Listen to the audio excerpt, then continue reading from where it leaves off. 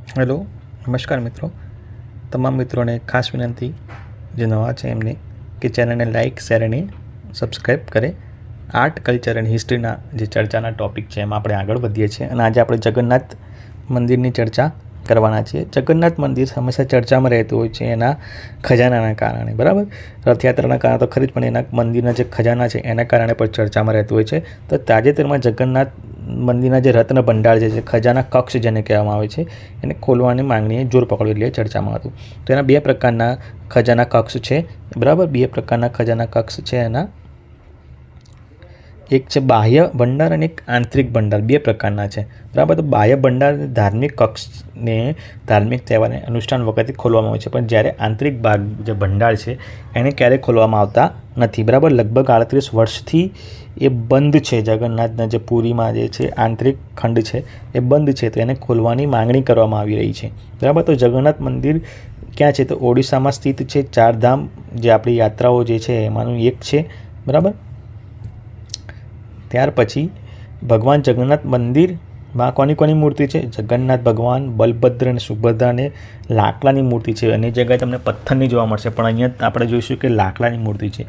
અને નિર્માણ એમને 12મી સદીમાં, બરાબર, ગંગવંશના પ્રસિદ્ધ રાજા અનંતવર્મન ચોડગંગ, કેવું? અનંતવર્મન ચોડગંગ, પૂરું નામ યાદ રાખજો, એમણે સ્થાપના કરી હતી. અને એને વ્હાઇટ પેગોડા તરીકે ઓળખવામાં આવે છે. મંદિરને કઈ રીતે વ્હાઇટ પેગોડા તરીકે મંદિરને ઓળખવામાં આવે છે. મંદિરની શૈલી કેવી છે? તો મંદિરની શૈલી છે કલિંગ વાસ્તુકળા, બરાબર. કલિંગ વાસ્તુકળાનું શ્રેષ્ઠ ઉદાહરણ છે, જેમાં તમને શું જોવા મળશે? ચારો તરફ દ્વાર છે, દ્વાર ઊંચી દિવારોથી ઘેરાયેલા છે અને દરેક દ્વારનું મુખ દિશા તરફ છે, મુખ્ય દિશા તરફ છે, બરાબર. અને એવું કહેવાય છે કે તમે મંદિરમાં એન્ટ્રી કર, મંદિરની બહાર તમને દરિયા કિનારે મોજાનો અવાજ આવે. જેવું તમે મંદિરની અંદર એન્ટ્રી કરો તો દરિયાના મોજાનો અવાજ સમાપ્ત થઈ જાય છે, એવી લોકો કહે છે. પછી બીજી વસ્તુ છે કે આ જગન્નાથ મંદિર ઉપરથી ક્યારેય વિમાન નથી ઉડતું, કારણ કે એ જે વિસ્તાર છે એ વિસ્તાર ઉપર ક્યારેય કોઈ પક્ષી પણ ઉડતું નથી. અત્યાર સુધી એ મંદિરની ટોચ પર કોઈ પક્ષી બેઠેલું દેખાઈ નથી. તો એવી માન્યતાઓ છે. બેઝિકલી શું કોન્સેપ્ટ છે આપણને આઈડિયા નથી, પણ આવી બધી ઘણી બધી માન્યતાઓ છે, બરાબર.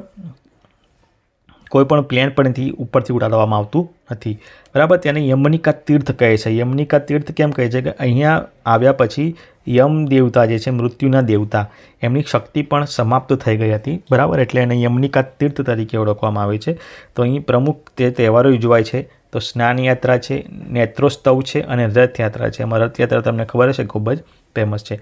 તો અહીંયા મૂર્તિ કેવી છે? તો અહીંયા મૂર્તિ જે છે લાકડાની છે, બરાબર.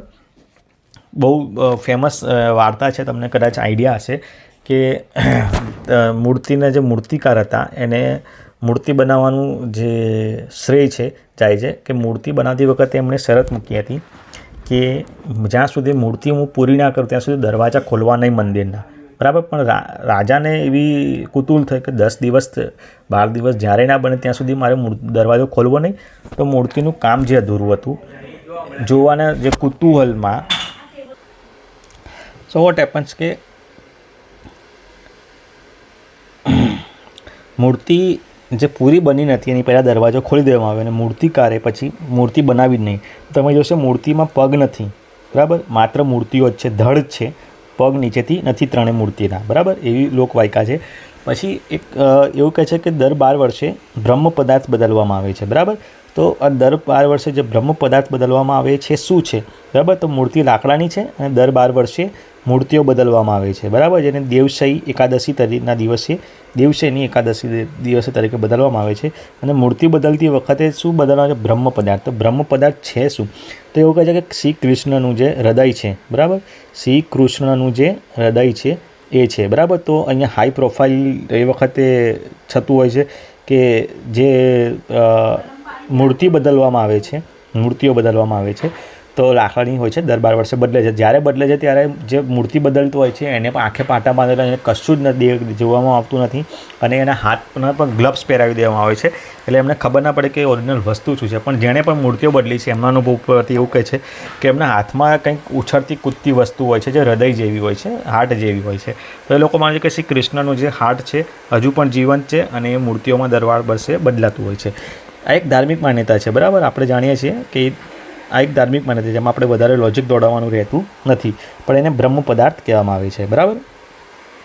ત્યાર પછી પ્રવેશમાં મંદિર પ્રવેશ માટે જે દ્વાર છે એને પ્રવેશ દ્વાર જે સિંહ દ્વાર કહેવામાં આવે છે. અહીંયા પ્રવેશ્યા પછી તમને મોજાનો જે અવાજ, દરિયાના મોજાનો જે અવાજ હોય છે એ સંભળાતો નથી, અંદરથી બહાર આવતો સંભળાય છે. મંદિરની પડછાયો ક્યારેય પડતો નથી.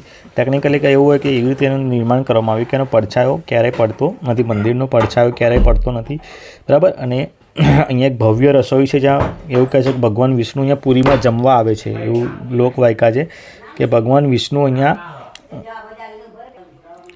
એવી વાયકા છે કે ભગવાન વિષ્ણુ અહીંયા રસોઈમાં જમવા આવે છે, એટલે અહીંયા મોટે પાયે પ્રસાદ બને છે અને પ્રસાદ બધામાં વિતરણ કરવામાં આવે છે. અને એવું કહેવામાં આવે છે કે અહીંયા પ્રસાદ ખૂટતો જ નથી, બરાબર. શરૂઆતથી એન્ડ સુધી પ્રસાદ ખૂટતો જ નથી.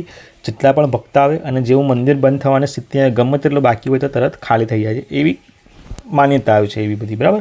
અને મંદિરની ધ્વજા હંમેશા પવનથી વિપરીત દિશામાં ઉડતી હોય છે. જનરલી ધ્વજા ક્યાં ઉડે કે જ્યાં પવન હોય જે દિશામાં, તો અહીંયા પવનથી વિપરીત દિશામાં ધ્વજા ઉડતી હોય છે. તો આ એક જગન્નાથ મંદિરની આખી એક હિસ્ટ્રી હતી, આપણે જોઈ.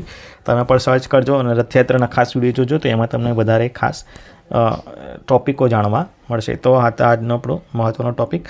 ફરીથી નેક્સ્ટ ટૉપિકમાં મળીએ, ત્યાં સુધી તમામ મિત્રોને ખાસ વિનંતી કે ચેનલને લાઇક, શેર અને સબસ્ક્રાઈબ કરે.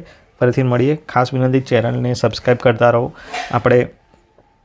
આપણો ગોલ છે કે ટૂંક જ સમયમાં આપણે 1000, બરાબર, ટૂંક જ સમયમાં આપણે 1000 સબસ્ક્રાઈબર કરી આપીએ. એ તમારા સાથ અને સહકારથી જ બનશે. તો ખાસ વિનંતી કે 1000 સુધી પહોંચાડે ખૂબ જ ટૂંક જ સમયમાં, બરાબર. તો આપણને આગળ થોડુંક પ્રોત્સાહન મળતું રહે કામ કરવા માટે. ત્યાં સુધી થેન્ક યુ વેરી મચ. ફરીથી મળીશું નવા લેક્ચર સાથે. ત્યાં સુધી જય ભારત.